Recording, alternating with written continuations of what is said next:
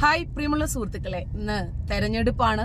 എല്ലാവർക്കും ഒരു മുൻകരുതൽ എന്ന നിലയ്ക്ക് വോട്ടിടാൻ പോകുന്നതിനു മുമ്പ് നമ്മുടെ നാട്ടിൽ നടന്ന ചില സംഭവ വികാസങ്ങളെ സംബന്ധിച്ച് ഒന്ന് ഓർത്തിട്ട് പോകുന്നത് നന്നായിരിക്കും. കാരണം ഇവരെ വിജയിപ്പിച്ചു വിട്ടിട്ട് പിന്നീട് ഞങ്ങൾക്ക് അത് ചെയ്തില്ലേ, ഇത് ചെയ്തില്ലേ, ഞങ്ങളുടെ നാട് അങ്ങനെ ആക്കിയേ ഇങ്ങനെ ആക്കിയേ എന്ന് നിലവിളിക്കുകയും വിലപിക്കുകയും ചെയ്യാതിരിക്കുന്നതിനു വേണ്ടി നാടിന്റെ വികസനം, രാജ്യത്തിന്റെ പുരോഗതി, നമ്മുടെ ക്ഷേമം ആരെ ജയിപ്പിച്ചാലാണ് ഉറപ്പ് വരിക എന്ന് നമ്മൾ ഓരോരുത്തരും ബോധവാന്മാരും ബോധവതികളും ആകാതിരുന്നിട്ട് വല്ലവരെയും കുറ്റം പറഞ്ഞിട്ട് വല്ല കാര്യമില്ല ഉണ്ടാ.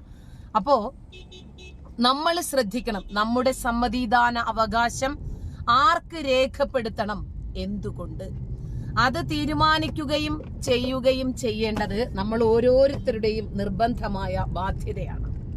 ശരി, നിൽക്കട്ടെ. ഇനി നമുക്ക് ഇന്നലെ ഞാന് നമ്മുടെ 34 കോടി റഹീമിന്റെ വിഷയത്തിൽ ഒരു വീഡിയോ ചെയ്തിരുന്നു.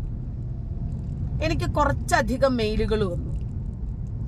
അതുപോലെ ആ വീഡിയോയുടെ താഴെ വന്ന കമന്റുകളും, നിനക്കെന്താടി റഹീം രക്ഷപ്പെടുന്നതിൽ എന്നാണ് പലരും ചോദിച്ചത്. അല്ലടാ, നിന്റെയൊക്കെ മാമാട മോനായിരിക്കും റഹീം, എനിക്കവൻ ആരുമല്ല. നിമിഷപ്രിയയും അതുപോലെ തന്നെ. അവർക്ക് രണ്ടുപേർക്കും നൽകുന്ന അതേ പരിഗണന തന്നെയാണ് അറ്റ്ലസ് രാമചന്ദ്രനും നൽകാൻ ഞാൻ ഉദ്ദേശിച്ചിട്ടുള്ളത്. അതേ അർഹിക്കുന്നുമുള്ളൂ. 3 പേരും തുല്യ പങ്കാളിത്തമുള്ളവരാണ്. 2 പേര് കൊലയാളികളാണ്. അപ്പോ റഹീം കൊലയാളിയാണ് എന്ന് പറയുമ്പോ എന്റെ തന്തയ്ക്കും തന്തയുടെ തന്തയ്ക്കും ഒക്കെ വിളിക്കുന്ന ആളുകള് ചിന്തിക്കണം, റഹീം ഒരു പയ്യനെ കൊന്നതല്ലേ? അല്ലേ? നമ്മുടെ നാട്ടിലാണ് ഒരു കൊലപാതകം നടന്നതെങ്കിൽ അവരെ രക്ഷപ്പെടുത്താൻ നമ്മുടെ നാട്ടിൽ ആര് തയ്യാറാകും? അല്ല, ഞാനൊന്ന് ചോദിക്കട്ടെ, ഒരു ബംഗാളി, നമ്മുടെ നാട്ടിൽ അവരാണല്ലോ കൂടുതൽ, നമ്മുടെ മുഖ്യമന്ത്രിയുടെ ഭാഷയിൽ പറഞ്ഞാൽ അതിഥി തൊഴിലാളി നമ്മുടെ നാട്ടിൽ വന്നു, നമ്മുടെ വീട്ടില് ഹൗസ് ഡ്രൈവർ ആയിട്ട് ജോലി ചെയ്തു. ഇതേ രൂപത്തില് ഫിസിക്കൽ ചാലഞ്ചർ ആയിട്ടുള്ള ഒരു 17കാരന്റെ ജീവൻ അപഹരിക്കപ്പെട്ടു. ഈ ബംഗാളിയെ രക്ഷപ്പെടുത്തുന്നതിന് വേണ്ടി ബംഗാളിയുടെ കുടുംബം കഠിനമായി പരിശ്രമിക്കുന്നു എന്ന് വിചാരിക്കുക. നമ്മുടെ നാട്ടിലുള്ള ആളുകളുടെ സമീപനം എന്തായിരിക്കും? കോടതിയിൽ ബംഗാളിക്ക് നിരപരാധിത്വം തെളിയിക്കാൻ സാധിച്ചില്ലെന്ന് തന്നെ ഇരിക്കട്ടെ. ബംഗാളിക്ക് മലയാളമല്ല, ഭാഷ വേറെയാണ്, ശരി, ഇംഗ്ലീഷും അറിയില്ല എന്ന് തന്നെ ഇരിക്കട്ടെ. ട്രാൻസ്ലേറ്റ് ചെയ്തു കൊടുക്കാൻ ഒരു അലവിക്കുട്ടി മുസ്ലിയാർ വന്നു. കാര്യങ്ങളെല്ലാം പറഞ്ഞ് കൃത്യമായി ബോധ്യപ്പെട്ട ശേഷം ബംഗാളി കോടതിയോട് പറഞ്ഞു, അതെ, എന്റെ കൈകൊണ്ട് ആള് മരണപ്പെട്ടതാണ്, ഞാനാണ് കൊന്നത് എന്ന് പറഞ്ഞു. അപ്പോൾ ആ കൊലയാളിക്കുള്ള ശിക്ഷ ലഭിക്കുമോ ഇല്ലേ? അങ്ങനെയാണെങ്കിൽ നമ്മുടെ നാട്ടിലുള്ള ആളുകളുടെ സമീപനം എന്തായിരിക്കും ഈ വിഷയത്തിൽ? ഇത് മാത്രമേ നമുക്ക് അറിയേണ്ടൂ. ഇതറിഞ്ഞാൽ ബാക്കി കാര്യങ്ങൾ നമുക്ക് പൂരിപ്പിക്കാവുന്നതേ ഉള്ളൂ. ഇപ്പോ ഒരു കുട്ടി, ഈ റഹീമിന് ഇങ്ങനത്തെ ഒരു ഇൻസിഡന്റ് സംഭവിച്ചു എന്നുള്ളത് ശരിയാ. നിങ്ങൾ ചോദിക്കും, എന്തിനാണ് ഈ വിഷയം നിരന്തരം ചെയ്യുന്നത്? ചെയ്തുകൊണ്ടേയിരിക്കണം. കാരണം റഹീം കൊലയാളി അല്ലെന്ന് പറഞ്ഞ് റഹീമിനെ രക്ഷപ്പെടുത്താൻ ശ്രമിക്കുമ്പോൾ നിമിഷപ്രിയ കൊലയാളിയാണെന്ന് പറഞ്ഞ് അവർക്ക് ശിക്ഷ കിട്ടട്ടെ, അവൾ അനുഭവിക്കട്ടെ എന്ന് പറയുമ്പോഴാണ് നമുക്ക് ഈ വിഷയത്തിൽ കൂടുതൽ ഇടപെടുകയും സംസാരിക്കുകയും ചെയ്യേണ്ടുന്ന ഒരവസ്ഥ ഉണ്ടാകുന്നത്. അല്ലെങ്കിൽ നമുക്ക് ഈ വിഷയം ഇത്രയ്ക്കും പൊലിപ്പിച്ച് നിർത്തേണ്ട ഒരു കാര്യവുമില്ല. റഹീം രക്ഷപ്പെടുന്നെങ്കിൽ രക്ഷപ്പെടട്ടെ. പക്ഷെ റഹീം രക്ഷപ്പെടുന്നുണ്ടെങ്കിൽ റഹീമിന് 34 കോടി രൂപ പിരിച്ചു കൊടുക്കാൻ ഒരു കോടതിയും പറഞ്ഞിട്ടില്ല.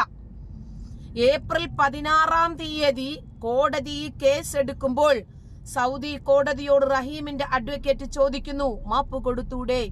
അതിന്റെ അർത്ഥം എന്താ? അതുവരെ മാപ്പിനെ കുറിച്ച് അവിടെ സംസാരിച്ചിട്ടില്ല. സൗദി കുടുംബം മാപ്പ് കൊടുക്കാമെന്നോ ബ്ലഡ് മണിയോ ആവശ്യപ്പെട്ടിട്ടില്ല. സൗദി കോടതിയുടെ, അതല്ലെങ്കിൽ ആ രാജ്യത്തിന്റെ ഭരണഘടനയുടെ നിയമം അനുസരിച്ച് കൊലയ്ക്ക് പകരം കൊലയാണ് ശിക്ഷ. ഇനി അതല്ല, എന്തെങ്കിലും കയ്യബദ്ധം മൂലം വന്നു പോകുകയോ ഇനി മനഃപൂർവ്വമാണെങ്കിലോ ആ കുടുംബക്കാർ മാപ്പ് നൽകാൻ തയ്യാറായാൽ മാപ്പ് കൊടുക്കാം, ഒരു ബ്ലഡ് മണിയും വാങ്ങിക്കാം. ഇതാണ് അവിടുത്തെ നിയമം. അതനുസരിച്ചിട്ടാണെങ്കിൽ ശരി, നുസ്രത്ത് ജഹാൻ ചോദിച്ചതുപോലെ വീണ്ടും ചോദിക്കട്ടെ, ആരു പറഞ്ഞു 34 കോടി പിരിച്ചാൽ ഇവനെ രക്ഷപ്പെടുത്താമെന്ന്? റഹീമിനെ. കൊലക്കയറിൽ നിന്ന് റഹീം ഞമ്മന്റെ ആളായതുകൊണ്ട് അവനെ രക്ഷപ്പെടുത്താൻ തീവ്രമായി പരിശ്രമിക്കുകയും അതേ റഹീം കൊലയാളിയാണ് എന്നറിഞ്ഞുകൊണ്ട് തന്നെയാണ് ഞങ്ങൾ പണം കൊടുത്തത് എന്നും പറയുന്നുണ്ടല്ലോ. ഇതേപോലെ നിങ്ങൾ ഗോവിന്ദചാമിക്ക് വേണ്ടി വാദിക്കുമോ? നമ്മുടെ ജോളി ഉണ്ടല്ലോ, സയനൈഡ് ജോളി, വാദിക്കുമോ സയനൈഡ് ജോളിക്ക് വേണ്ടി? ഒരു ഹോട്ടൽ മുതലാളിയെ കോഴിക്കോട് ലോഡ്ജിനകത്ത് കൊണ്ടുവന്നിട്ട് കൊന്ന് പീസാക്കി ഒരു ട്രോളി ബാഗിനകത്ത് വെച്ച് അട്ടപ്പാടി ചുരത്തിൽ നിന്നും വലിച്ചു താഴേക്ക് എറിഞ്ഞ ഷാഹിന എന്ന 18-കാരിയെ നിങ്ങൾ ന്യായീകരിക്കുമോ? അവരെ രക്ഷപ്പെടുത്താൻ ഇത്ര കോടി രൂപ കൊടുത്താൽ മാപ്പ് കൊടുക്കാൻ തയ്യാറാണ് എന്ന് ആ മുതലാളിയുടെ കൊല്ലപ്പെട്ടവന്റെ കുടുംബം പറഞ്ഞാൽ നിങ്ങൾ അതിനെ ഏത് രൂപത്തിലെടുക്കും? അതെ, ചെറുതിനെ കൊന്നാലും വലുതിനെ കൊന്നാലും ആണു കൊന്നാലും പെണ്ണു കൊന്നാലും ഞമ്മന്റെ ആള് കൊന്നാലും കാഫിർ കൊന്നാലും കൊല തന്നെയാണ്. ഞാൻ അടക്കം ഈ സൗദിയുടെ നിയമത്തെ ഒരുപാട് വിമർശിച്ചിരുന്നു. കഴുത്തിന് താഴെ തളർന്ന ഒരു 17-കാരൻ ഇനി ഒരിക്കലും എഴുന്നേൽക്കുകയോ ജോലിയെടുത്ത് ജീവിക്കുകയോ അവന്റെ കരിയർ ഫോം ചെയ്യുകയോ ചെയ്യില്ല എന്ന് ഉറപ്പുണ്ടായിട്ട് പോലും ആ പയ്യന്റെ ജീവന് എന്തുദ്ദേശിച്ചിട്ടാണ് സൗദി കോടതി 34 കോടി വിലയിട്ടത് എന്ന് നമ്മൾ എല്ലാവരും ചോദിച്ച ചോദ്യമാണ് സുഹൃത്തുക്കളെ. സത്യത്തിൽ ആ കുടുംബം ഈ വിഷയം അറിഞ്ഞിട്ട് പോലുമില്ല. പിന്നെ ബോബി ചെമ്മണ്ണൂരിന്റെ നേതൃത്വത്തിൽ എന്തിനാണ് ഈ പണപ്പിരിവ് നടത്തിയത് എന്നാണ് നുസ്രത്ത് ജഹാൻ ചോദിച്ചത്. ഇത് കേന്ദ്ര സർക്കാർ അന്വേഷിക്കണം. ഇവിടെ ED ഉണ്ട്, എൻഫോഴ്സ്മെന്റ് ഡയറക്ടറേറ്റ് അന്വേഷിക്കട്ടെ. ഈ പണം വന്ന വഴിയും ഈ പണം പോയ വഴിയും ഈ 34 കോടി എന്ന കൗണ്ട് ഇവർക്ക് എവിടെ നിന്ന് കിട്ടി, എങ്ങനെ കിട്ടി, ഇതിവരോട് പിരിക്കാൻ ആരാണ് ഓർഡർ ഇട്ടത്, ആ ഓർഡറിന്റെ കോപ്പി ഇവരുടെ കയ്യിലുണ്ടോ? സൗദി കോടതി, സൗദി കുടുംബം ഇത് ആവശ്യപ്പെട്ടിട്ടുണ്ടോ? ഈ പണം കൊടുത്താൽ റഹീമിനെ രക്ഷപ്പെടുത്താമെന്ന് പറഞ്ഞിട്ടുണ്ടോ? 1000 ചോദ്യങ്ങൾ ബാക്കി നിൽക്കുമ്പോൾ റഹീം അറബ് ന്യൂസ് ഡിക്ലെയർ ചെയ്തത് പ്രകാരം, അവര് പബ്ലിഷ് ചെയ്ത വാർത്ത പ്രകാരം അബ്ദുറഹീം കുറ്റക്കാരനാണ്. അബ്ദുറഹീം കൊലയാളിയാണ്. 17-കാരനെ നിർദ്ദയം നിഷ്കരുണം കൊന്ന കൊലയാളിയാണ്, കുറ്റവാളിയാണ്. നിമിഷപ്രിയയും അത് തന്നെയാണ് ചെയ്തത്. രണ്ടിനെയും നമ്മൾ ബാലൻസ് ചെയ്യുകയോ അതല്ലെങ്കിൽ നോർമലൈസ് ചെയ്ത് കാണുകയോ ചെയ്യുന്നതല്ല. നിമിഷപ്രിയ പ്രാണരക്ഷാർത്ഥം ചെയ്തതാണെങ്കിൽ ധാർഷ്ട്യപ്രകാരം ചെയ്തതാണ് അബ്ദുറഹീം. എന്നിട്ട് നിമിഷപ്രിയ തന്റെ തെറ്റിനെ മറയ്ക്കാൻ ആ മൃതദേഹം പീസാക്കി കവറുകളിനകത്താക്കി ഭദ്രമായി കെട്ടി വാട്ടർ ടാങ്കിനകത്ത് ഉപേക്ഷിച്ചെങ്കിൽ റഹീം ഇവിടെ ഒരു കഥ ഫാബ്രിക്കേറ്റ് ചെയ്യുകയാണ് ചെയ്തത്. കൊള്ളക്കാര് വന്നു. പക്ഷെ ഇവർ ഈ കഥ മെനയുന്ന ആ 1 മണിക്കൂർ മതിയാകുമായിരുന്നു ഈ കുട്ടിയെ ഹോസ്പിറ്റലിൽ എത്തിച്ചിരുന്നെങ്കിൽ അത് രക്ഷപ്പെടുമായിരുന്നു.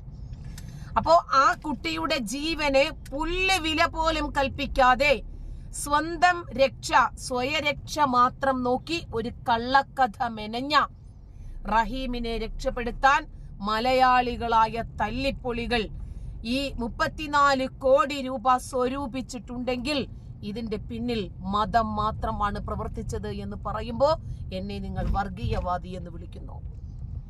അതാണോ വർഗീയവാദം? അതാണോ തീവ്രവാദം? എനിക്കിത് രണ്ടുമില്ല സുഹൃത്തുക്കളെ. അതുകൊണ്ട് റഹീം ഏത് രൂപത്തിലാണോ കുറ്റക്കാരനാകുന്നത് അതേപോലെ തന്നെയേ ഇവിടെ നിമിഷപ്രിയയുമുള്ളൂ. അതുകൊണ്ട് ഈ വന്ന പണത്തിന്റെ സോഴ്സ് ഉണ്ടല്ലോ ബോച്ചെ, തന്റെ പിന്നാലെയുണ്ട് ED. കാരണം ഇതറിഞ്ഞേ പറ്റൂ ഈ പണം എവിടെ നിന്ന് വന്നു. വളരെ കുറഞ്ഞ ടൈം കൊണ്ട് ഇത്രയും വലിയൊരു ക്രൗഡ് ഫണ്ടിങ് ഇത് എങ്ങനെ ഉണ്ടായി, ഇതൊക്കെ അറിഞ്ഞേ പറ്റുള്ളൂ. ഇവിടെ ഒരുപാട് നന്മ മരങ്ങൾ പൂണ്ട് വിളയാടിയ മണ്ണ. അതിന്റെയൊക്കെ പിന്നിൽ വന്ന കോടികളുടെ രഹസ്യങ്ങൾ, അതിന്റെ പിന്നാമ്പുറങ്ങൾ അധികം വൈകാതെ തന്നെ പുറം ലോകം അറിഞ്ഞിട്ടുമുണ്ട്. അപ്പോൾ ED എന്നാണ് ഇനി നോക്കുന്നത്, എന്നാണ് ബോച്ചയെ പിടികൂടുന്നത് എന്ന് മാത്രമേ അറിയേണ്ടതുള്ളൂ. നന്ദി.